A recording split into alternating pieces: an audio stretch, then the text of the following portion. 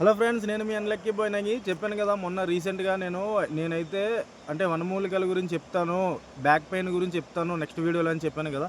So ఈరోజు back pain గురించి అయితే చెప్తున్నాను, జాగ్రత్తగా వినండి.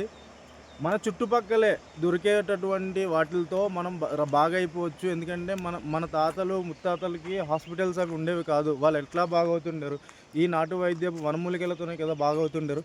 సో ఈరోజు అదే వనమూలికల్ని మనం కూడా వాడి వాడి ఎటువంటి పెయిన్స్ ఏం లేకుండా, ఏది లేకుండా కూడా మనం కూడా రికవరీ కావచ్చు. సో ఐ హోప్ ఈ వీడియో మీకు నచ్చుతుందని నేను అనుకుంటున్నాను. అండ్ ప్రతి మనిషి కూడా దీన్ని షేర్ చేయండి, ప్రతి ఒక్కరు. మా ఏజెన్సీ ఏరియాలోనైతే వీటిని అడ్డ అడ్డ అడ్డ అడ్డాకు అని అంటారనమాట. సో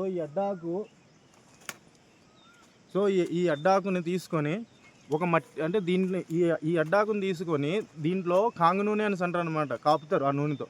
ఆ నూనెని ఈ అడ్డాకు మీద అప్లై చేసి ఒక మట్టి కుండ ఉంటుంది కదా, అది పొయ్యి దగ్గర పెట్టి హీట్ అయిన తర్వాత ఆ మట్టి కుండకు అంటించి ఈ ఆకు అండ్ ఆయిల్ హీట్ అయిన తర్వాత మీకు ఎక్కడ పెయినో అక్కడ అంటించుకొని ఒక 1 అవర్ పడుకుంటే మీకు రిలాక్స్ అనేది ఇస్తుంది.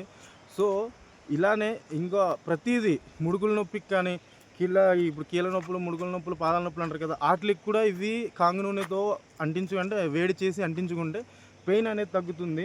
సో ఐ హోప్ ఈ వీడియో మీకు నచ్చుతుంది అండ్ పనికి వస్తుంది అనుకుంటున్నాను.